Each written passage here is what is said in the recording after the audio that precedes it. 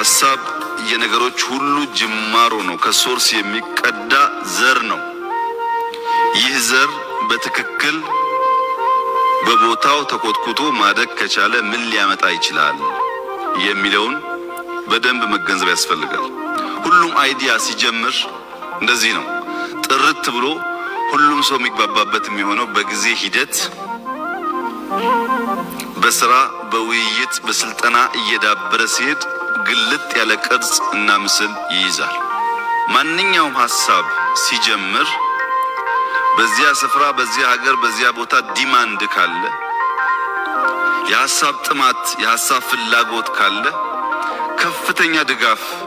ይኖረዋል ሐሳቡ የጠራ ላይሆን ይችላል ያ ሐሳብ የሚነገር የሚጻፍ ብቻ ሳይሆን በመሬት ላይ የሚታይ